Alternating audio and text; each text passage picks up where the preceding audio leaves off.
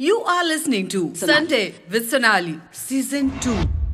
This podcast series is powered by Jhansi Rani square, Nagpur. and produced by Voice Villa Studio. Hi, this is Miss Sonali और show का नाम है Sunday with Sonali. This show is all about love, romance, sex, relationship and sometimes it's beyond that. और आज studio में जिन्होंने मुझे ना काफ़ी कुछ सिखाया है, ऐसे शख्स आए हुए हैं. So in the studio I have the guest and Manoj Mohite और उनकी श्रीमती जी सोनाली मोहिते. तो ये जो आज का जो शो होने वाला है डबल मज़ेदार होने वाला है क्योंकि संडे विद सोनाली में डबल सोनाली मिलने वाली है आपको. So do you remember Sonali that हम लोग कहाँ मिले थे? क्योंकि मुझे ना ऐसा कुछ पता नहीं कॉस्मिक एक ऐसा कुछ लगता है कि वी हैव मेट अर्लियर और मेरी कुछ कनेक्शन है आपसे जो फोन पे भी हम लोग बात कर रहे थे. हाँ. सो हम लोग मिले थे एक कॉन्सर्ट में जहाँ आप मतलब प्रोग्राम आई वाज कंपेयरिंग. हाँ. तो वहाँ मिले थे. मैं तो ऐसा सोच रही थी कि आप ऐसा बोलेंगे कि पिछले जन्म में कोई रिश्ता हो गया होगा. लेकिन ठीक है, मतलब फेसबुक या फिर इंस्टाग्राम पे वैसे तो मुलाकात होती रहती है. राइट. सो आज हम लोग मेरे और इनके रिश्ते की बातें तो करना शुरू कर दी थी, लेकिन हाँ हम लोग बात कर रहे हैं इनके रिश्ते की. ये कहाँ मिले थे, कैसे मिले थे, कहाँ टकराए थे, ये बात हो रही है. तो आप पहली मुलाकात याद है आपको? बिल्कुल याद है. फ्लैशबैक में जाएंगे करीब 20-21 साल पहले. हम एक यूथ फेस्टिवल था तो वहाँ पहली बार मिले थे. मैं ऑर्गेनाइजिंग में था और बीइंग पोएट उसमें पार्टिसिपेट किया था और सोनाली भी बीइंग पोएट्स वहाँ पे आई थी और हमारा एक्चुअली वहीं पे मिलना हुआ पहली बार. तो जाना कि ये सोनाली है और सोनाली जाना ये मनोज है. So love at first sight वगैरह नहीं एक्चुअली. तो वो सिर्फ एक यूथ गैदरिंग था. तो ये अलग कॉलेज से थी, मैं अलग कॉलेज से था. बात ऐसी हुई थी कि वो कवि सम्मेलन में आई थिंक सोनाली फर्स्ट आई थी और मैं थर्ड आया था. थर्ड प्राइज मिला था रादर. और उसके बाद में फिर अलग अलग यूथ प्रोग्राम में फिर हमारा कंटिन्यू मिलना हुआ, बातें हुई. तो कब एहसास हुआ कि नहीं कोई तो गिटार लेकर बगल में खड़ा है? और अब हमारे इस सीन में गिटार की जगह एक्चुअली लेटर्स थे. तो मतलब वहाँ मैं जंप करने वाली थी. तो बात जैसे देखो हाय सोनाली हाय मनोज ये इससे सिलसिला शुरू हुआ. उसके बाद में फिर बातें बढ़ी. बातें इन द सेंस की लिटरेचर की बातें थी, कुछ पोइट्री की बातें थी, कुछ ज़िंदगी की बातें थी. तो ऐसे ही बातों बातों में एक्चुअली हम काफ़ी इंटरेक्शन बढ़ा. इंटरेक्शन में से फिर कह सकते इन्वॉल्वमेंट बढ़ा. ऐसे सिलसिला एक्चुअली शुरू हुआ. विश्वस्त सूत्रों से मुझे पता चला है कि जो एडवाइस लेना था, सजेशंस लेना और देना था, ये थोड़ा महंगा पड़ गया. तो ये सजेशन लेने कौन किसके पास आया था? एक्चुअली ना वो सजेशन ऐसा है कि ना कुछ बातें क्या कहे बयां करने के परे हो जाती है. तो उस तरीके से एक्चुअली वो हुआ. तो ऐसे फॉर्मली वो बात नहीं हुई कि यार हाँ हम अब एक्चुअली थोड़ा सा कि साथ में जीवन की शुरुआत वगैरह टाइप कर सकते हैं. तो ऐसा कुछ उतना फॉर्मली हुआ नहीं. हमें खुद को लगा, मुझको लगा, सोनाली को उसको खुद को लगा कि नहीं हम लाइफ टाइम पार्टनर्स हो सकते हैं, तो होना चाहिए रादर. तो इनकी मूंछों के अलावा आपको कौन सी ऐसी चीजें थी जो बहुत ज्यादा आकर्षित कर देती और बहुत पसंद थी? ऐसा आकर्षित मतलब पूरी पर्सनालिटी आकर्षित होने वाली है. लेकिन जैसे तो मूंछों का कितना योगदान है? तब मूंछों पे ध्यान नहीं गया था. एक्चुअली पर्सनालिटी और जो मतलब बात करने का तरीका है या पेशेंस है. एक्चुअली ऐसे बोलते हैं कि अपोजिट्स अट्रैक्ट करते हैं, तो वैसे ही है. मैं बहुत एकदम शॉर्ट टेम्पर्ड और मुझे में बहुत बिल्कुल पेशेंस नहीं है. ये आपका दोष नहीं, ये नाम का दोष है. और मतलब मनोज में काफी पेशेंस है. तो ऐसा लगता है ना कि यार हमें ये क्वालिटी क्यों नहीं है. तो सजेशन लेना जो आपने अभी बोला ना कि चलो इनसे पूछते हैं कि ये कंफ्यूजन है, कुछ नहीं हो पा रहा है. तो फ्रेंड्स है तो पूछते हैं. फिर पूछते पूछते इतने जेलअप हो गए कि एक कंफर्ट लेवल आ जाता है एक दूसरे में. तो वो जो इनके जो सजेशंस है वो मुझे अच्छे लगे, मैंने कुछ दिए, पता नहीं अच्छे लगे या नहीं लेकिन फिर मतलब वही पेशेंस, मैं कहना चाहूँगी पेशेंस। और एक छोटी सी भी बात हो ना, इतना उसके पीछे मेहनत है, मैं नहीं कर पाती उतना, तो ऐसा लगता है कि ये क्वालिटी होनी चाहिए। यंग रहते हैं तब लगता है बाप रे, ये मतलब ये आइडल बनने के लायक है, तो चलो इनसे कुछ सीखा जाए। तो सीखते सीखते इतने ये हो गए, मतलब घुल मिल गए कि मतलब एक क्वालिटी नहीं बता पाऊंगी, पूरा पर्सनालिटी। तो भी 16 साल बाद कितने सजेशंस लिए जाते हैं? लिए जाते हैं, दिए जाते हैं, और पर एक्सेप्टेंस क्या मानना है क्या नहीं मानना है। एक्चुअली मैं इंटरव्यू सजेशंस पे ही दुनिया चल रही है लेकिन मानने की अगर बात आए तो फिर नहीं, मतलब नहीं हो पाता हर चीज। अब उसमें क्या, ऐसी चीजें ज्यादा होने लगती है अभी 16 साल के बाद। ठीक है। मुझे पता, प्यार होता है तो एग्जैक्टली क्या होता है मनोज जी? कैसा लगता है बेसिकली? इमोशंस कैसी होती है? इमोशंस एक्चुअली ना एक पर्टिकुलर स्टेट ऑफ माइंड में ऐसे लगता है कि कोई अपना सुनने वाला हो। ये जो फीलिंग है ना, जब आप लोनली होते हो या आप एक पर्टिकुलर स्ट्रगलिंग के पीरियड में होते हो, या आपको लगता है कि कोई मेरे मन की सुने, तो सिलसिले मोस्टली आप कई को के देखिए तो यही से शुरू होते हैं। तो मेरा भी वही प्रोसेस कह सकते हैं इसको कि एक्चुअली मैं एक लाइफ के एक पर्टिकुलर स्टेज में था जब मैं अकेला था। तो उस समय में मुझे थोड़ा सा इमोशनल सपोर्ट की ज़रूरत थी। तो उसी समय में फिर फॉर्चुनेटली सोनाली से मुलाकात हुई। तो शेयरिंग वहीं से शुरू हुआ था और शेयरिंग से ही एक ना इमोशनल सपोर्ट एक बहुत बड़ी बात होती है, और वो हर किसी को हर तरीके से मिलना चाहिए, ऐसे मैं पहले से मानते आ रहा हूँ। तो इमोशनल सपोर्ट के बारे में लोग ज़्यादा सोचते नहीं, ज़्यादा थिंक करते नहीं, लेकिन वो ज़रूरी होता है लाइफ के पूरे स्पैन में, हर एक स्टेप में वो ज़रूरी होता है, हर एक स्टेज में वो ज़रूरी होता है। नहीं, तो ये तो बहुत अच्छी बात कही आपने। मेरा सवाल ये था लेकिन कि जैसे फिल्मों में बताया जाता है कि मुझे नींद ना आए, मुझे चैन ना आए, तो ये जो एग्जैक्टली जो फीलिंग्स है, एक्चुअली वही बात है कि इमोशनल सपोर्ट की जब मुझे ज़रूरत थी तो सोनाली बहुत स्ट्रांगली खड़ी थी। और इमोशनल सपोर्ट मीन्स कि बातें करना, शेयरिंग करना और दिल की बातें बयां करना, ये जो बात हुई तब सोनाली का बहुत सपोर्ट था, वो इमोशनल सपोर्ट था। तो वो अब जैसे मैं अगर 4 मेरे दोस्तों से बात करूं तो मेरी फीलिंग्स चारों के टुवर्ड्स कितनी उन तक पहुंच पा रही है, नहीं पहुंच पा रही है, इसमें होता है कि डायलेमा होता है, या मैं जो कहना चाहता हूँ वो अगले बंदे को या बंदी को मैं समझा पा रहा हूँ, या मैं वो समझ पा रही है, नहीं पा रही है। तो वो इसमें सोनाली का वो सपोर्ट था, और सोनाली मुझे समझ पा रही थी, तो वही से बात एक्चुअली शुरू हुई। एक्चुअली इसमें ये भी है कि हमारे इंटरेस्ट के जो एरियाज है काफ़ी मैच करती है। जो पर्सनालिटी है वो मैच नहीं करती, लेकिन इंटरेस्ट एरियाज जैसा कल्चरल कोई हो, फिल्म हो या कोई प्रोग्राम हो, और से कॉन्सर्ट अटेंड किए, उस पर बात की। कभी ऐसा नहीं हुआ कि हाथ पकड़ के बैठे हैं और आंखों में आंखें डाल रहे हैं, ऐसा कभी हुआ नहीं।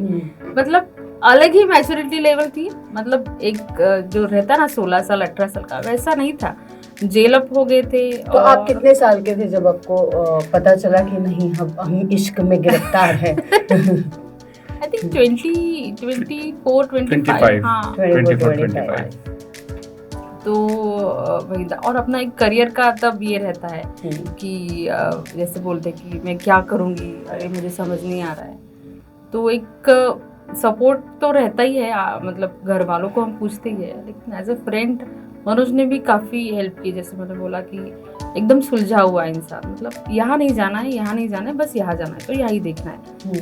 तो मुझे काफ़ी मदद मिली इस चीज़ के लिए, क्योंकि जैसे मैंने बोला पेशेंस नहीं है तो भटकता है ध्यान, इधर जाना है, ये भी करना है, वो भी करना है। तो तब क्या करना चाह रहे थे आप? तब तो मैं बहुत कुछ कर मैं अभी भी बहुत कुछ करना चाहती हूँ एक्चुअली। मैंने जैसे लॉ किया है तो मेरा 3 साल बाद मुझे समझ में आया कि अरे इसमें मन नहीं लग रहा है। अच्छा। तो चलो छोड़ते हैं अभी। तो फिर मैंने सोशल वर्क जैसे मतलब थोड़ा बैकग्राउंड भी था तो प्रोफेशनल डिग्री ली। बाद में फिर लगा कि नहीं अभी तो मुझे जर्नलिज्म करना है, तो फिर उसमें गई। तो छोटी छोटी चीज़ें रहती है, लेकिन कोई फ्रेंड हो, कोई साथी हो और वो हेल्प करे तो चीज़ें आसान हो जाती है। तो इन सब चीज़ों में मुझे ज़रूर, और एक कंसर्न का भी रहता है कि मनोज अकेला है, फिर वो अपनी चीज़ें उसे हेल्प की ज़रूरत है। तो हमारा पूरा ग्रुप ही था, लेकिन जैसे बोलते हैं ना कि हाँ नहीं बस यही है, तो वो यही है वाली चीज़ वो हो गई अपने आप में। मतलब ऐसे ही ज़रूरत फ्लूइड था। हाँ, मतलब बहुत ऐसे ज़रूरत नहीं पड़ी कि बैठे हैं और एकदम बादलों में छुप रहा है चांद, ऐसा हुआ नहीं कुछ। तो सारे जो इंटरेस्ट के ये थे एरियाज थे तो वो कॉमन थे। तो उस वक्त मनोज आप क्या बनना चाह रहे थे? एक्चुअली मैं ना एक लाइफ का एक अलग ही मेरा स्ट्रगल चल रहा था। एक्चुअली पापा नहीं थे, मैंने पापा देखा नहीं हूँ। माँ थी तो माँ भी गई, तो हाँ, तो वो फिर और ना भाई ना बहन, तो मैं था अकेला। अब लाइफ के ऐसे मोड़ पे था कि खुद को कहाँ लेके जाना है, ये सिचुएशन में मैं इमोशनली बहुत स्ट्रक हुआ था। और फॉर्चुनेटली तब मेरे दोस्त सब सपोर्टिव थे। जैसे मैं बोला कि इमोशनल सपोर्ट बहुत ज़रूरी होता है, तो तब सोनाली साथ में थी, मेरे और काफ़ी दोस्त साथ में थे। तब मैं एक लोकमत का एक युवा मंच यूथ फोरम था, उसमें बहुत एक्टिव था। तो वहाँ के सीनियर्स भी मुझे मेरा बैकग्राउंड, मेरी सिचुएशन को समझे थे। तब मुझे वहाँ पे बिंग इंटर्न मुझे फिर चांस मिला लोकमत में। तब मैं सेकंड ईयर की एग्ज़ाम दे चुका था, और जब मैंने इंटर्नशिप शुरू की तो फिर कॉलेज छूट गया। उसके बाद में फिर ज़िंदगी की वो स्ट्रगल ही था, क्योंकि मैं ना घर में था, फिर कहाँ रहना कहाँ नहीं रहना, ये सब वो स्ट्रगल चल रहा था। तब उस वही दिन थे जब सोनाली की बहुत बड़ी साथ थी। और तब से फिर मैं एक सेटल होना जो था, लाइफ का सेटलमेंट जो था, वो सोनाली के हाथों हुआ। तो फिर वहाँ से बात एक्चुअली बढ़ी। बचपन के बारे में बताइए आपका। बचपन मैं गांव में पला बढ़ा, लेकिन कौन से गांव? वर्धा जिला में एक सिंधी रेलवे गांव है, वहाँ पे एक्चुअली मेरा बचपन गया। छोटा सा कस्बा है, छोटा सा म्यूनिसिपल कॉरपोरेशन का गांव है। अच्छा। मैं जब 6 महीने का था तब मेरे पापा की डेथ हुई। वो शिक्षक थे, तो उसके बाद में फिर माँ और मैं। तो मेरी माँ के एंड पे भी उनका खुद का एक स्ट्रगल था, मुझे संभालना, मुझे पालना। आप इकलौते? जी, मैं इकलौता। तो फिर हम गांव में कुछ साल थे। माँ को खुद को अपने पैरों पे खड़ा होना था, तो उसका भी एक लेवल पे स्ट्रगल चल रहा था। तो उन्होंने डीएड किया। She must be very young mom, like? Yes. तो 2 साल फिर मैं नागपुर में था माँ का डीएड के लिए। फिर से हम गांव गए। फिर माँ को लगा कि गांव में मेरा करियर बनना नहीं है, तो हमें सिटी में ही जाना पड़ेगा। जो बोलेगी 80s में जो थिंकिंग थी, या अभी भी वही सीन है कि लोग शहर पास करते हैं। तो मैं फिर माँ और हम नागपुर में आ गए। मैं 7वीं में नागपुर में आया फाइनली। तो 7वीं से मैं नागपुर में हूँ। और 7वीं में फिर हमारा एक्चुअली लाइफ का फिर दोनों का एक अलग लेवल का स्ट्रगल शुरू हुआ था। कुछ सालों में हम बहुत ये भी हुआ, स्ट्रगल हुआ, फाइनेंशियली स्ट्रगल हुआ, सब ये हुआ। उसमें जैसे तैसे सर्वाइव की, लेकिन फिर माँ का हेल्थ के इशू शुरू हुए। हाँ, तो उसमें फिर माँ गई, और फिर मैं अकेला था। तो वो अकेलेपन को लेकर जब निकला, तो सोनाली के साथ। तो ऐसी सिचुएशन में रिलेशनशिप के मायने और ज्यादा स्ट्रांग हो जाते हैं। बहुत ज़्यादा एक्चुअली होता क्या है, जब आप अकेले होते हो तो आप ना एक सपोर्ट ढूंढते रहते हो। एक वो सपोर्ट सिर्फ बातें करने का भी सपोर्ट होता है, इमोशंस शेयर करने का भी सपोर्ट आप ढूंढते हो, और एक सेटिस्फेक्शन चाहिए रहता है कि यार ठीक है कि मेरे पास मेरी बात सुनने वाला कोई हो। तो वो जो सुनने वाला कोई हो वाला जो किस्सा जब होता है, तब वो फीलिंग जब स्ट्रांग होती है तो आप अपने आप किसी से अटैच्ड हो जाते हो। मैं यहाँ एक बात कहना चाहूँगी, अपना जो विल पावर होता है, जैसे इनकी सिचुएशन थी, इन्होंने अभी बताया, तो मतलब भटक जाने का 100% चांस होता है कि अकेला है आदमी, तो मतलब गलत चीज़ें है। तो इनका विल पावर इतना स्ट्रांग है, तब तो कुछ नहीं था, मतलब अंधेरा ही था पूरा कि ये करना है वो करना है। डिग्री भी नहीं थी, कुछ भी नहीं। हम एज अ फ्रेंड हम सब लोग बोल रहे थे कि आप डिग्री कर लो, लेकिन सिचुएशन कुछ ऐसा था, नहीं हो पाया। तो भटकने का 99% चांस। लेकिन विल पावर इतना स्ट्रांग है कि जैसे ये इंसान है, इन्होंने रास्ता अपने आप खुद ढूंढ लिया। तो एज अ वाइफ तो मुझे बहुत मतलब अभिमान है, लेकिन एज अ फ्रेंड तब मुझे लगा कि कैसे ना इंसान अपनी राह ढूंढ लेता है अपने ऐसे। तो भटकना ये अपने माइंड के ऊपर, मन के ऊपर है, जैसा भी है। लेकिन इन्होंने खुद अपने मेहनत से, खुद अपने पेशेंस से जो राह निकाली है, और आज ये जहाँ पर है, मैं हमेशा ये बोलते वक्त इमोशनल हो जाती हूँ, लेकिन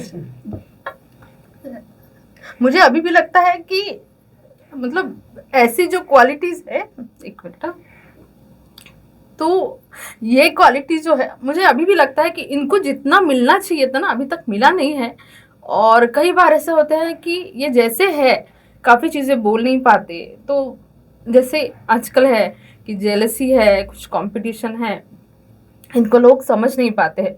पर मैंने बोला कि वाइफ हूँ तो रिस्पेक्ट तो है, लेकिन ऐसा आदमी बनने के लिए मतलब मैं तो सोच भी नहीं सकती, मैं तो बन भी नहीं पाऊंगी। मैं सारी कॉन्वर्सेशन और आपकी जो चीज़ों से ये समझ पा रही हूँ कि आप इन्हें, ठीक है, बतौर हस्बैंड, बतौर फ्रेंड आप उन्हें एडमायर करते हैं, पर मुझे लगता है as a human being you admire him the most, right? मतलब कभी कभी हम इरिटेट हो जाते हैं कुछ चीज़ों से कि नहीं यार ये नहीं करना है, या क्यों ये इंसान आ रहा है बार बार, या क्यों ऐसा कर रहा है। लेकिन ये काम में जो पेशेंस है जो आपको ये जीवन के थपेड़ों ने दिया है, ये मतलब what, how was that, how did you gain the patience? Actually वही है कि जब पता चलता है कि इमीडिएट कुछ मिलना नहीं है, तो आप अपने आप ना उसको सॉर्ट आउट करते जाते हो कि तो मैकेनिज्म अपने आप डेवलप होता है। क्योंकि मुझे पता है, जैसे शुरुआत के दिनों में बात ऐसी थी कि 5-5 दिन खाना नहीं मिलता था, तो पता है 5 दिन खाना नहीं मिलने वाला है, तो पेशेंस अपने आप डेवलप होते थे।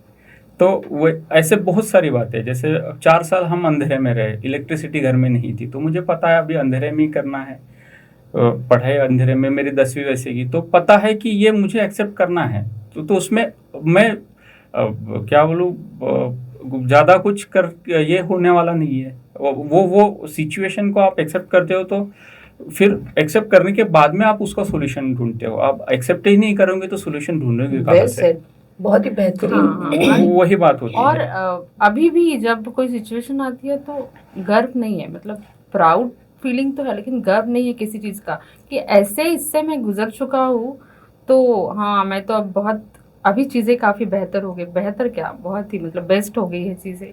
आपका बचपन और आपका फैमिली बैकग्राउंड कैसा रहा? मेरा फैमिली बैकग्राउंड मतलब एकदम फ्री है हमारे घर में माहौल, मतलब पहले से ही। और थोड़ा सा जैसे हर एक चीज़ में एग्रेसिव, या फिर जब यंग रहते हैं तो बंडखोरपन, क्रांतिकारी टाइप एकदम, किसी को पढ़ लिया, किसी को सुन लिया तो यही करना है टाइप, रिबेल वाला एटीट्यूड। हाँ, मतलब कोई बोल रहा है हाँ करना है तो ना नहीं करना है, और अगर बोल रहा है नहीं करना है तो करना है, ऐसा। तो आपका पूरा एटीट्यूड झांसी की रानी वाला था। हाँ, अभी भी तो अभी भी तलवारें निकलती है। बिल्कुल निकलती है, अभी भी है। एक्चुअली ऐसा था, और बहुत बेफिक्र, बहुत बिंदास कि जाना है, यहाँ जाना है, वहाँ जाना है। साइकिली अपना सामान डाला और तो चले गए। पेरेंट्स प्रोग्रेसिव थॉट प्रोसेस के थे या फिर थोड़े ऑर्थोडॉक्स टाइप के थे? एक्चुअली मिडिल क्लास फैमिली थी, तो ऐसा कुछ ये नहीं था कि एकदम टोटली ऑर्थोडॉक्स है, लेकिन फ्रीडम मानना पड़ेगा कि उन्होंने फ्रीडम दिया काफ़ी चीज़ों में, जाना है कहीं नई चीज़ें एक्सप्लोर। मतलब मैं अभी सोचती हूँ कि अथा को मुझे भेजना पड़ेगा तो मैं थोड़ा सोचूंगी, हाँ एक्चुअली चीज़ें अभी बदल भी गई है बाहर की सारी, लेकिन तब मैं सोचती हूँ आई ने बोला होता कि हाँ मत जाओ, तो ऐसा कभी आई ने बोला नहीं, तो हर एक चीज़ एक्सप्लोर करने दी। राइट। तो अभी जो भी है मनोज से शादी की बात हो या कुछ हो तो शादी का जो ये चीज है वो एक्सेप्टेंस कैसा हुआ घर पे? आसानी से हुआ कि काफी मेलोड्रामेटिक रहा? पहले आते मतलब पहले घर में आना जाना था, ग्रुप ही था हमारा, तो सब एक दूसरे को पहचानते थे। तो मैंने बोला कि बस करनी है शादी, तो मुझे लगा थोड़ा कुछ होगा कि हाँ नहीं, लेकिन ऐसा कुछ नहीं हुआ। मतलब अरे हाँ, अरमानों में पानी फिर गया। एक्चुअली हम जब ऐसे बातें निकलती तो यार सोनाली ना प्रॉपर प्रपोज करने का चांस नहीं मिला। ऐसे एक मजाक में मैं हमारी वो भी बातें, और यार जब शादी की बात हुई तो यार प्रॉपर वो अपोज नहीं हुआ, फिर हमें स्ट्रगल नहीं पड़ा, कन्विंस नहीं करना पड़ा यार, वो भी थोड़ा सा हमने मिस कर दिया। कॉफी पीने के लिए और 2-3 चांस मिल जाते कि नहीं यार घर वाले नहीं मानते, लेकिन ऐसा कुछ हुआ नहीं, बहुत स्मूथली हुआ, बहुत अच्छे से शादी भी हो गई। तो कैसे बोला अपने घर पे? बस मुझे शादी के लिए पूछा है, नहीं पूछा था फिर भी मैंने बोल दिया कि शादी के लिए पूछा है और मुझे करनी है शादी, और बस बाकी कुछ नहीं, बस ये सिर्फ सवाल आया कि क्या मतलब क्या है, क्या करते हैं बस। तब तक इनका जॉब शुरू होता। हाँ मुझे एक बात कहनी है यहाँ पे, अगर हमें शादी करनी है या आजकल लड़कियों को शादी, तो बहुत रहता है कि कैसा होगा क्या होगा, लेकिन मुझे अब इस मुकाम पर आकर ऐसा लगता है, बहुत ताजुब लगता है कि मैंने 1 मिनट में कैसे की शादी करनी है। बड़ी इंट्यूशनल मतलब ऐसे इनका तब जॉब भी इतना कुछ ये नहीं था, लेकिन हाँ फिर भी मतलब वो रहता ना सपने कि हाँ मैं भी कर लूंगी इनके साथ, तो वो हो गया। और हो जाने के बाद चीजें दोनों ने संभाली है, मतलब ऐसे नहीं कि मनोज ही संभाल रहे हैं मैं संभाल रही हूँ, ऐसा नहीं, दोनों ने साथ में संभाली है, घर हो जो कुछ भी हो, और बहुत बेहतर है हालात। और अभी ऐसा हाल है कि मुझे इनको मीठा खाने का बहुत पसंद शौक है, तो मतलब इनकी सारी चीज़ें बनती है। आई जो है इनके लिए ये करेगी वो करेगी, मैं तो अब तो बेटा रिप्लेस हो गया। बहुत मेरे घर में तो ये आलम है कि my mother and Praveen they gossip about me. मतलब मेरी चुगलियां करने के लिए दूसरा कोई नहीं चाहिए, मेरी माँ चाहिए और प्रवीण चाहिए, दोनों बिल्कुल आराम से चुगलियां कर सकते हैं, दे गेट एंटरटेन्ड। सो अभी दोस्ती से शुरू हुई ये चीज़ें, लेकिन अभी 16 साल बाद ये दोस्ती गहरी हुई है, फेड आउट हुई है, क्या लगता है आपको? एक्चुअली ना मैच्योर हुई है एक्चुअली। जैसे शादी को 16 साल हुए, उसके पहले हम दोनों को साथ में अभी 21 साल हो रहे हैं, और ये बोलेंगे कि ये 21 साल की मैच्योरिटी है और वो बढ़ती ही जाएंगी। हाँ तो एवरी डबल होंगे। एग्जैक्टली हमारे यानी तू में होती नहीं क्या तो होती है, एक्सट्रीम लेवल की होती है, बहुत ज्यादा होती है, बिल्कुल तलवारें निकलने तक की होती है, लेकिन हमें ये पता है कि वो टेम्पररी है, वो टेम्परामेंट है, वो उसको डिसॉल्व करना है, क्योंकि हमें सोनाली को मुझे और मुझे सोनाली को देखना है। तो इसमें तो एक रत्ती भर का भी ये नहीं है, दो राय नहीं है ना डाउट है। तो वही खुद को संभालते हुए आगे जाना है, तो वो संभालने वाली जो बात है ना, उसको हम डगमगा नहीं देते, उसको हम जैसे कि तैसे रखना है, क्योंकि वही बॉन्डिंग पे हमारी रिलेशनशिप। सॉरी किसको बोलना पड़ता है? अब वो सिचुएशन पे डिपेंड करता तो है। मतलब बोल लेते हैं सॉरी। हाँ उसमें कोई ये नहीं है। सच में कर लेते सीरियसली कर लेते हैं, क्योंकि अब शाम के खाने का भी सोचना पड़ता है, सुबह के खाने का भी तो सोचना पड़ता है, तो सॉरी तो बोलना पड़ता है भाई, अब रहना है घर में तो वो कहाँ से वो टाल नहीं सकते। थोड़ी देर लगती है सॉरी बोलने में, ठीक है। तो एक्चुअली ना वो सिचुएशन किस तरीके से ट्रिगर आउट हुई तो उस पर भी डिपेंड करता है कि सॉरी के ड्यूरेशन कितना लंबा है। तो जब लड़ाई हो जाती है तो कौन ये पसंद करता है कि मैं बहुत ज्यादा बोलूं और बहुत फ्रस्ट्रेशन निकालूं, और कौन चुप रहना पसंद करता है? मैं चुप रहना पसंद करता हूँ। हाँ, सोनाली मेरे तरफ मेरी भी बात सोनाली ही बोल लेती है, खुद की बात भी सोनाली बोल लेती है। हाँ, ये हमेशा होता है कि दोनों साइड की बात मैं ही बोल लेती तो हूँ। सबसे बड़ी धमकी आज तक कौन सी दी है आपने?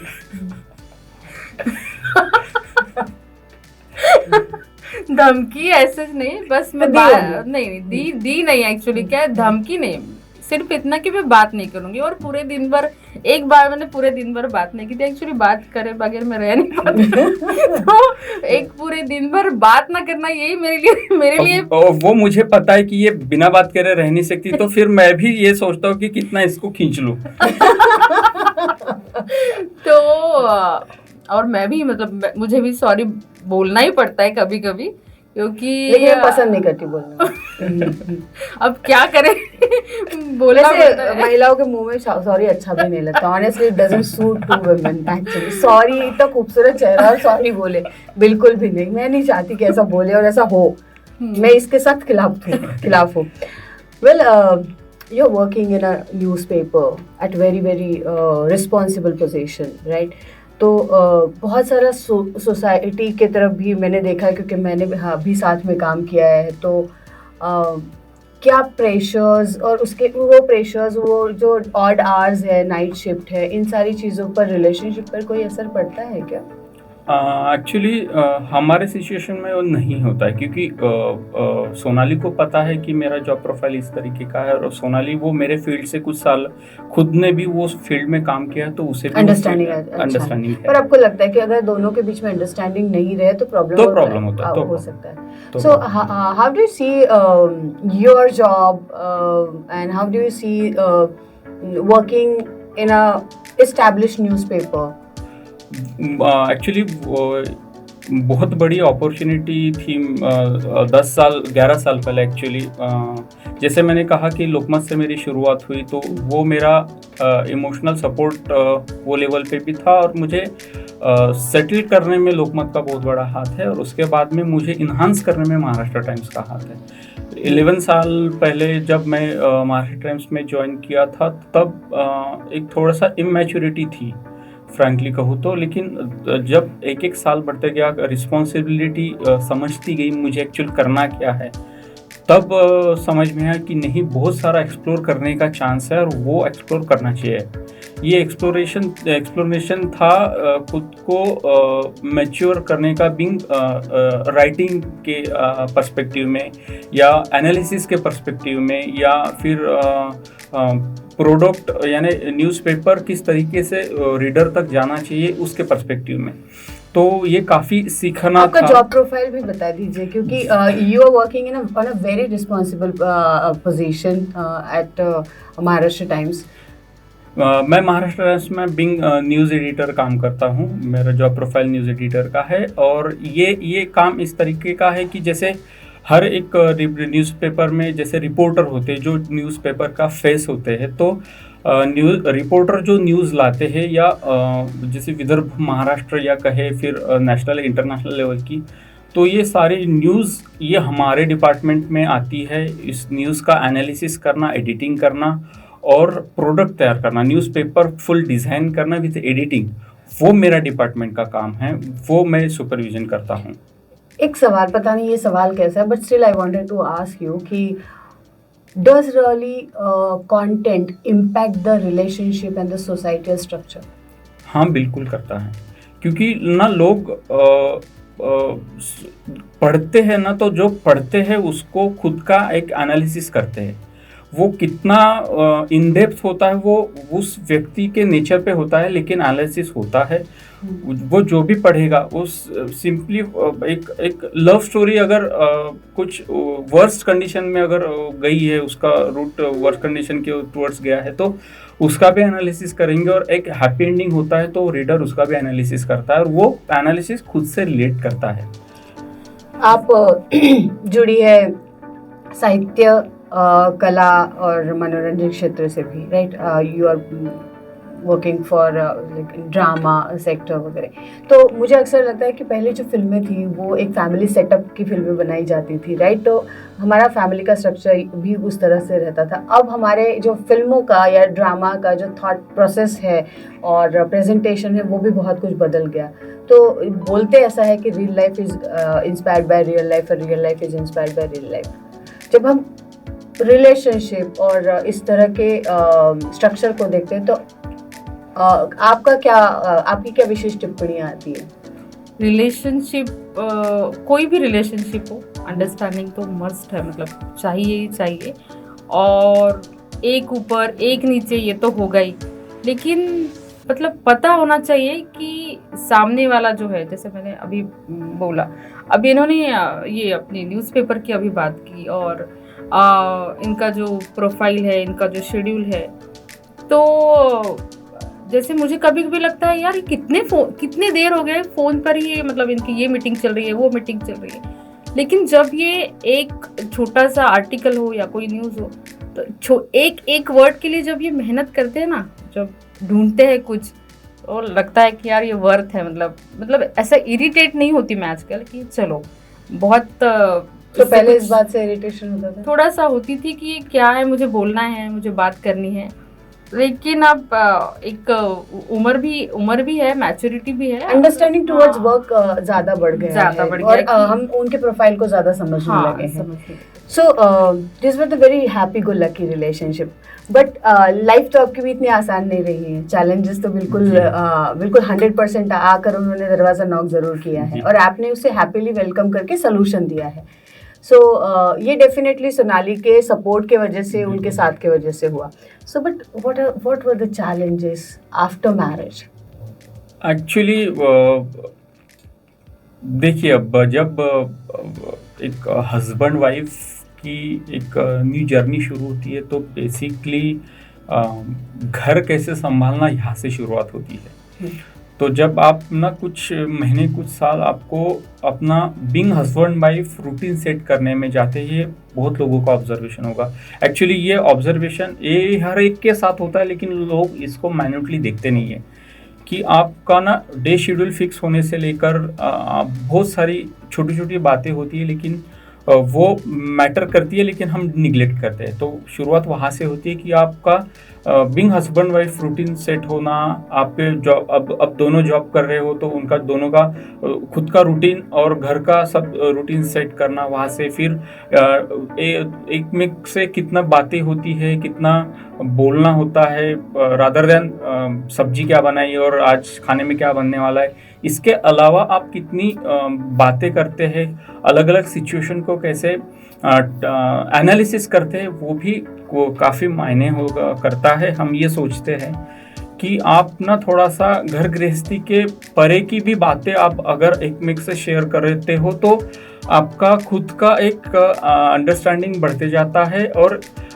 एक सिचुएशन को analysis, being husband wife jointly एक सिचुएशन को एनालिसिस करना भी आप हैबिचुअल हो जाते हो। फिर तब ये जब बढ़ता है, ये डायलॉग का स्पैन बढ़ता है, तो आप चैलेंजेस भी आप ना थोड़ा सा इजीली टैकल करने लगते हो। तो चैलेंज आया, अच्छा ठीक है, चैलेंज आया या कुछ हुआ है तो ठीक है, कोई बात नहीं, हम कर लेंगे। तो ये हम कर लेंगे वाली फीलिंग डेवलप होती है डायलॉग से, कम्युनिकेशन से। बहुत जरूरी। What was the exact challenge जो पेरेंटिंग के वक्त आपने फेस किया? हम पेरेंटिंग एक्चुअली ना, जैसे हम दोनों घर में अकेले हैं, बीइंग यानी जैसे she is only child of her parent ना, वो 4 बहन भाई है, लेकिन मैं अकेला हूँ। लेकिन हम घर में, हमारा जो घर है हम दोनों हैं। अब ये सोचो कि घर में बड़ा नहीं हो कोई, जब बच्ची की बात आती है तो वो बहुत बड़ा सपोर्ट होता है घर के बड़े लोग, बुजुर्ग लोग। तो हमारे सिचुएशन में वो था नहीं। सोनाली के मम्मी का सपोर्ट था, लेकिन फिर भी जब आप एक्चुअल में करते हो, एक्चुअल में घर में 3 लोग होते हो, एक छोटा बच्चा और हस्बैंड वाइफ, तो वो जो सिचुएशन होती है वो काफ़ी थ्रिलिंग होती है और काफ़ी आप ना अलग सिचुएशन में होते हो और आप अलग सिचुएशन को फेस करने लगते हो। मेरे जैसे मेरे पहचान के जो ये कोविड के पीरियड में हुआ था, जब एक रिलेशन में कि वो अब्रॉड में हस्बैंड वाइफ थे, बच्चा होने वाला था, सब ट्रैवलिंग के बैन थे, वो यंग कपल था, तो उनको खुद का यानी डिलीवरी से लेकर बच्चे को 9 महीने तक पालना। अब आप 27-28 साल के कपल को वो पूरा खुद को हैंडल करना ही आप इमेजिन करिए, इट्स अ टास्क, बहुत बड़ा टास्क है।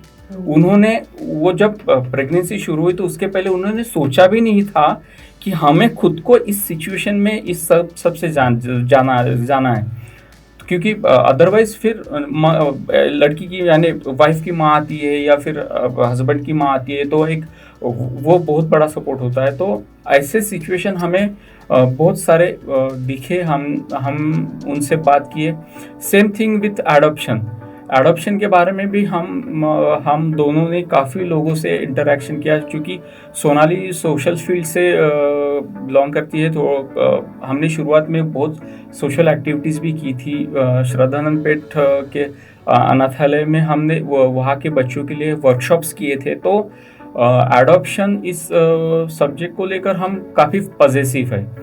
तो हमने कुछ कपल्स को वो डिसीजन मेकिंग में हमने ना एक्चुअली हेल्प किया, ऐसे कह सकते हैं। उनका मोरल बूस्ट करने का काम हमने किया। सो सोनाली, मुझे ना आपकी राय बहुत इम्पोर्टेंट है यहाँ पर। Being mother, it was your decision also to adopt a child, right? That you wanted कि आपको एक अपना बायोलॉजिकल बच्चा हो और एक अडॉप्ट करे, जो कि हाई फाई ये मैं भी मतलब मैं बहुत शिद्दत से चाह रही थी, और शायद आने वाले कुछ समय में मैं ये चीज़ करूँ।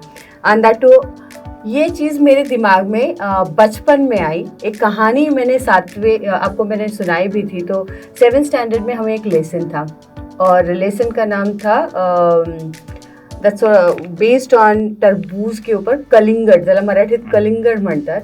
सो I read this story, Gauri Deshpande की कहानी है। और उस गौरी देशपांडे की जब कहानी मैंने 7th स्टैंडर्ड में पढ़ी थी, तो तब मुझे भी लगा था कि मैं भी एक बेटी अडॉप्ट करूँ, और जिसका नाम मैंने क्षितिजा रखना है। सो दैट आई बहुत ही प्री कंसीव नोशंस थे, और मैंने बिल्कुल वो थॉट प्रोसेस। तो आपके बारे में ये जो थॉट था वो कब और कैसे आया कि हाँ मुझे माँ बनना है, जो मैं 2 बार बनूंगी? और वो मुझे कलिंगड की कहानी बड़ी मज़ेदार है, जो मैं अपने दर्शकों को भी बताना चाहती हूँ। It was a beautiful story guys. कलिंगड की कहानी एक पेरेंटिंग की बहुत ही उम्दा कहानी है। पेरेंटिंग में एक कपल रहता है जो बायोलॉजिकल चाइल्ड के लिए बहुत ट्राई करता है, और उसके बाद में वो सक्सेसफुल नहीं हो पाते, तो they decide to adopt a child. और अडॉप्शन के प्रोसेस में एक काली सावली सी लड़की जो है वो अडॉप्ट करके लेकर आते हैं, लेकिन वो जो माँ है उसको कनेक्ट नहीं कर पाती अपनी बच्ची से, क्योंकि रंग का ये था और वो कनेक्शन नहीं था। लेकिन वो जो पिता थे, वो बाप और बेटी का जो रिलेशनशिप था वो बहुत ही सुंदर था। तो गौरी को बहुत बार अक्सर लगता था कि ये रिलेशनशिप उनके बीच में नहीं है, माँ और बेटी के बीच में डेवलप नहीं हो रहा। तो एक दिन ऐसे ही हुआ कि बेटी जो है, पिता ने कलिंगड, जिसे मराठी में कलिंगड कहते हैं और हिंदी में आप तरबूजा कह सकते हैं, तो वो लेकर आई, और वो खाने बैठी बच्ची। और जब वो बच्ची खा रही थी तो अपनी माँ से कॉन्वर्सेशन करती है, और वो कॉन्वर्सेशन में कहती है कि माँ कितना अच्छा होता ना कि अगर इस लाल लाल बंगले में हमारा घर होता, ठंडा ठंडा, और तरबूज में हम रहते, तो कितना खूबसूरत होता ये। तो गौरी देशपांडे जो कि राइटर है इस कहानी की, वो उसकी आंखें, ओ गॉड गूज़बम्स आ गए मुझे, तो उसकी आंखें एकदम से नम हो जाती है, और वो जाके लिपट जाती है अपनी बेटी से। और वो उसे इसलिए ऐसा हो जाता है कि वो उसे फील होता है कि मैं भी तो बचपन में ऐसी बातें करती थी। और जो ऑब्सेशन होता है ह्यूमन बीइंग में to have our biological child, वो इसलिए होता है कि वो हमारे जैसे होता है, दिखना, बोलना, बात करना वो हमारे जैसा होता है। और उसे रियलाइज हुआ कि ये तो मेरी बेटी है, because she actually thinks like me. और वो कहती है राइटर कि आज मैं माँ करके मेरा जन्म हुआ है, and that is the beautiful part of the story कि you get born as a mother.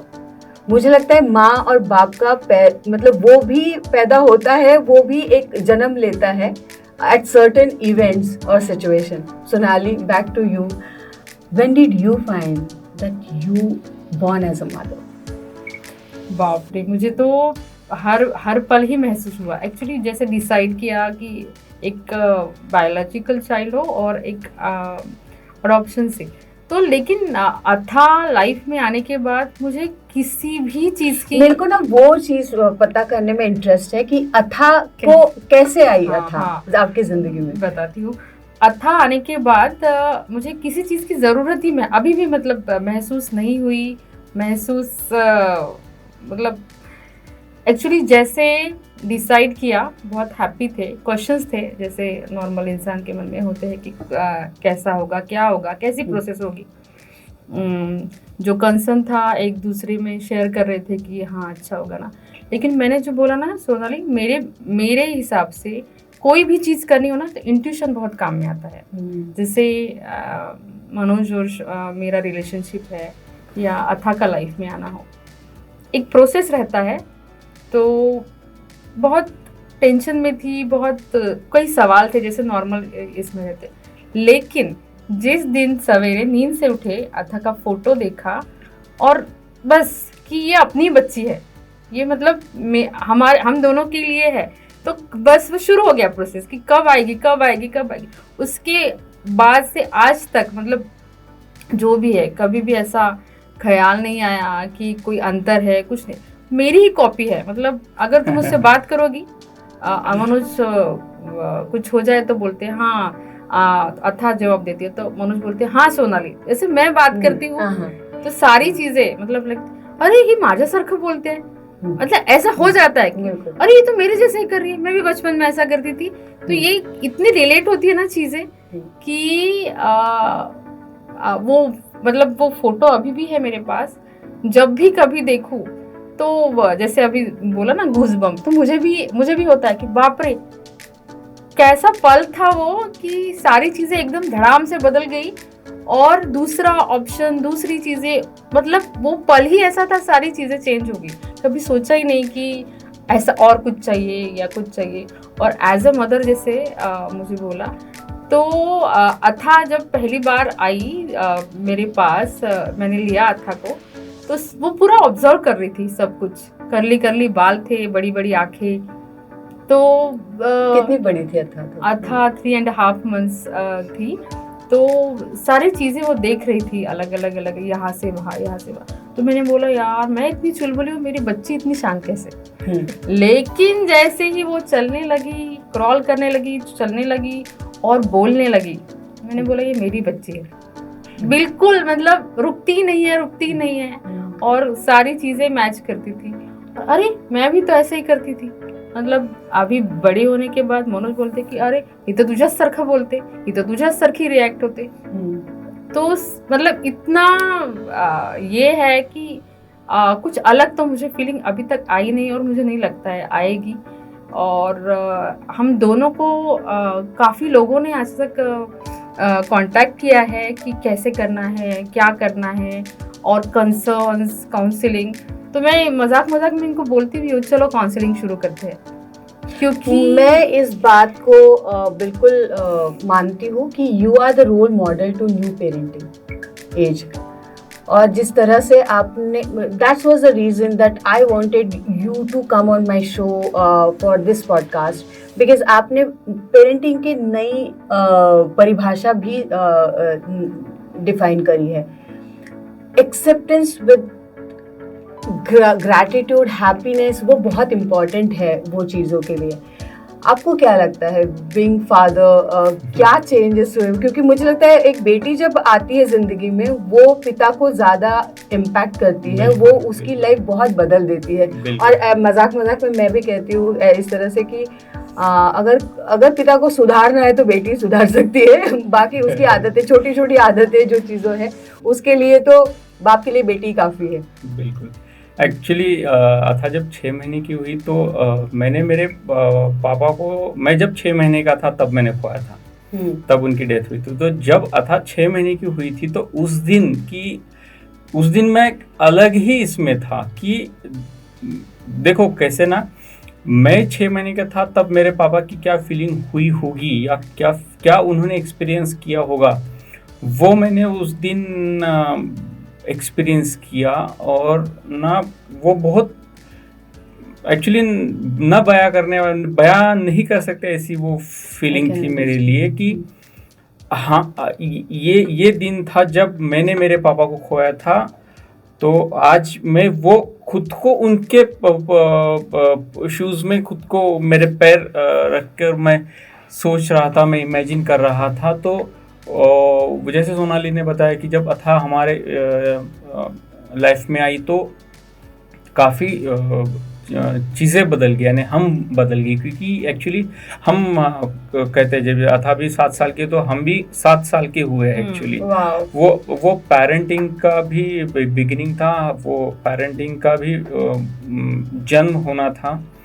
और बात ऐसी होती है कि मैं हरदम कहता हूँ दोस्तों को कि आपने ना लाइफ में कुछ एक्सपीरियंसेस करने चाहिए जिसमें पेरेंटिंग एक्सपीरियंस है, वो बहुत ज़रूरी होता है। आगे चल के क्या होगा मुझे नहीं पता, सोनाली को नहीं पता, किसी को नहीं पता होता है। क्योंकि बच्चों का लाइफ अनप्रेडिक्टेबल होता है, बच्चों का अपब्रिंगिंग भी अनप्रेडिक्टेबल ही होता है। वो हम एक मेजरमेंट्स लगा के या एक टिपिकल फॉर्मेट लगा के नहीं कर सकते, क्योंकि हर आज का दिन कल का दिन नहीं होता है। वैसे ही पेरेंटिंग के पर्सपेक्टिव में भी वही बात होती है। तो आगे चल के क्या होगा मुझे पता नहीं, लेकिन हमको ये पता है कि आज के मोमेंट में हम कितना हैप्पीनेस खुद को वो सेलिब्रेट करें और अथा को कितना हैप्पीनेस दे। अब अथा और हमारे इसमें जैसे अथा का और सोनाली का झगड़ा हो, लिटरली वाला झगड़ा होता है। अथा का और मेरा लिटरली वाला मनमुटाव होता है। अथा की मेरे से कट्टी हो जाती है। तो ये तो होना ही है, लेकिन फिर तो ये होना ही कितनी बड़ी बात है। ये झगड़ा होना भी कितनी बड़ी बात है। तो नहीं तो किससे करेंगे? एग्जैक्टली। तो वो मतलब सॉरी, पर जैसे उसने मम्मा बनाया है, उसने पापा बनाया, मतलब वो लाइफ में आई तो हमें एक्सपीरियंस मिला है, उसका तो चल ही रहा है। मतलब वो हर एक चीज शेयर करती है, हर एक चीज एंजॉय करती है, लेकिन एक रहता ना फुलफिलमेंट की, समाधान, बस अब कुछ सोसाइटी वाज आपके साथ लीनियंट थी कि फैमिली सोसाइटी? एक्चुअली हमने वो मैटर नहीं किया। बट टैबूज है अभी भी, है काफी हद तक है, लेकिन बहुत सारी सिचुएशन थोड़ी सी लिबरल भी हुई है। एक्चुअली हमारे साथ पर्सनली और फैमिली का ऐसा कुछ एक्सपीरियंस तो हमने किया नहीं, लेकिन जैसे देखते हैं काफी होता है। मतलब कई फ्रेंड्स आते हैं और वाइफ आती है तो वैसे डरी डरी सी, जैसे मैंने बोला कि हम इतना ट्रेन हो चुके हैं अभी कि हम प्रॉपर काउंसलिंग शुरू कर सकते हैं। तो फैमिली का प्रेशर, हमारे केस में ऐसा कुछ नहीं था। तो ये अपना अपना डिसीजन था, अपने अपने भरोसे पर लिया था। ये हम दोनों का डिसीजन था। और लेकिन टैबू तो है। मतलब अभी मेरी एक फ्रेंड ने किया है ये प्रोसेस, तो लिटरली वैसे ऐसे हिल रही थी बताते हुए कि जब लाऊंगी मेरे लाइफ में जब बच्चा आएगा तो पता नहीं कैसे घर वाले रिएक्ट करेंगे। तो वो डरी हुई है अभी से। और काफ़ी छोटी छोटी चीज़ें रहती है सोनाली, एक हम कुछ नया करते हैं या नई चीज़ लाते हैं घर में तो कितने हमें सवाल रहते हैं। तो ये तो पूरा लाइफ चेंजिंग वाला ही सवाल है, लेकिन कुछ नहीं, एकदम हैप्पीली और एकदम फ्रीली जाओ। एक अपना कुछ मतलब हमको कुछ खास मिलने वाला है, इस फीलिंग से जाए और एकदम दिमाग को एकदम फ्री रखो। कुछ नहीं है, बस ये सारी एक्चुअली ना आपको पेरेंट होना है, ये अगर डिसीजन आपका फर्म है ना, तो अदरवाइज भी होना है और अदरवाइज भी होना है। दोनों सिचुएशन में आप पेरेंट हो ही रहे हो ना, तो वो एक्सेप्ट करो कि आप पेरेंट हो रहे हो। अगर वो एक्सेप्ट कर लिए ना, तो सिचुएशन पेरेंटिंग किस तरीके से हुई है, आप पेरेंट किस तरीके से बने हो, वो मैटर नहीं करता। फिर आप पेरेंट हुए हो तो आप पेरेंट ही हुए हो और आपको पेरेंटिंग ही करनी है। ये इसमें क्रिस्टल क्लियर रहना चाहिए। अब जो लोग ये करना चाहते हैं उनके लिए ये प्रोसेस समझाएंगे प्लीज। प्रोसेस थोड़ी सी ना टेक्निकल और पेशेंस वाली है। आपको एक सेंट्रलाइज थ्रू आउट इंडिया एक सेंट्रलाइज प्रोसेस होती है ये कारा थ्रू, ये सेंट्रल गवर्नमेंट की एक एजेंसी है, वो पूरा चैनलाइज करती है। पहले आप थोड़ा सा आप जाके आप कर सकते थे, अभी वैसा नहीं है। आपको प्रॉपर रजिस्ट्रेशन करना पड़ता है, उसके बाद में आप वेटिंग लिस्ट में होते हो।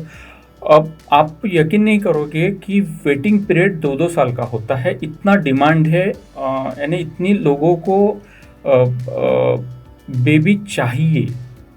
तो ये पीरियड यानी पेरेंट होना, इस तरीके से पेरेंट होना, ये सोच कर रखने वाले लोगों की संख्या बढ़ी है, इसलिए वेटिंग पीरियड बढ़ा है।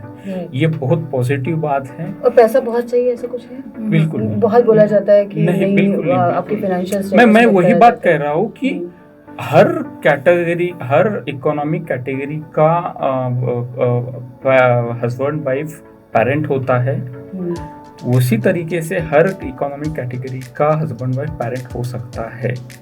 उसमें ये मैटर नहीं करता। हाँ, थोड़े से कुछ टेक्निकल उसमें बातें होती है, लेकिन वो आप जिस सिचुएशन में हो, आप वो सिचुएशन आप ट्रूली बताओ, उसमें कुछ ये नहीं होता है। और ये थोड़ा सा पेशेंस वाली सिर्फ बात है, आपको पेशेंस रखना होता है। मिसकंसेप्शंस भी है कि नहीं आपके पास इतना सर्टेन अमाउंट होना चाहिए, आपका फाइनेंशियली, आपकी फैमिली। एक्चुअली वो एक छोटा सा क्लॉज है, वो भी स्टेट वाइज डिफर करता है, लेकिन उसमें एक क्लॉज है कि आप ना उसका सिक्योरिटी का कुछ एक सम अमाउंट या कुछ प्रिपरेशन रखो। अब वो सिचुएशन, वो प्रिपरेशन वो होने वाले पेरेंट के फाइनेंशियल कंडीशन के अकॉर्डिंगली डिपेंड होता है। So it was all about your relationship. आपने एक चीज़ और बोली थी कि अगर ऐसा मौका आपको मिला नहीं था, राइट, कि जहाँ पर आप प्रपोज कर पाए, अगर ये मौका आज मिल जाए तो किस तरह से प्रपोज करेंगे और कौन किसको करना चाहेगा पहले? नहीं, अब तो ऐसे कुछ होने वाला नहीं है,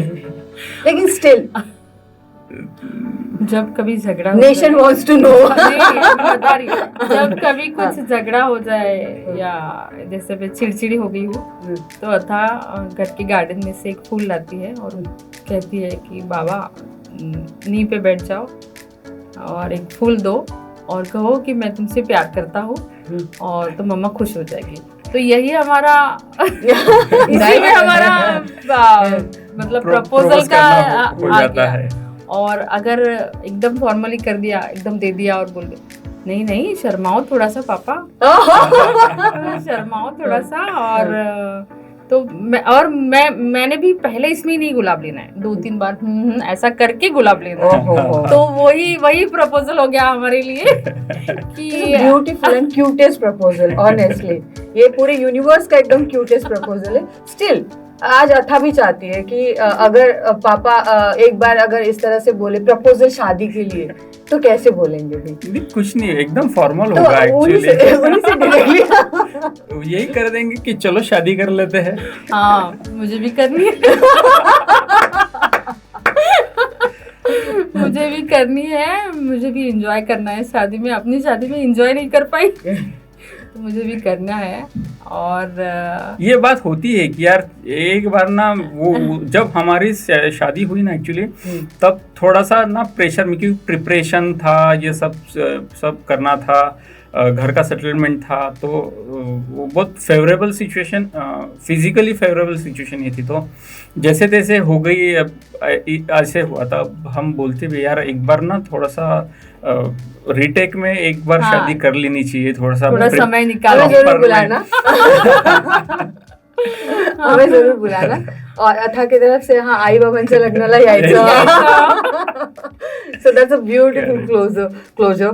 thank you so very much. आपने इतना मन से सारी की डिस्कशन किया, बहुत लोगों को ये डिस्कशन बहुत ही हेल्पफुल होने वाला है और मुझे एंटरटेनिंग है ये डिस्कशन, वैल्यू एडेड भी था। तो आप आए और बहुत ही ब्यूटीफुल कंट्रीब्यूशन किया in the podcast Sunday with Sonali. Thank you so very much. Thank you so much हमें यहाँ बुलाने के लिए। और ऐसा होता है ना कि हम रोज की जिंदगी में ऐसी बातें नहीं कर पाते, अब तो फ्लैशबैक में ले गए और बातें भी निकली। हम दोनों को खुद के बारे में कुछ कहने को मिला, ये तो फॉर्मली कहने को मिला, ये हमारे लिए भी बहुत बड़ी बात है। हाँ, तो बहुत अच्छा लगा।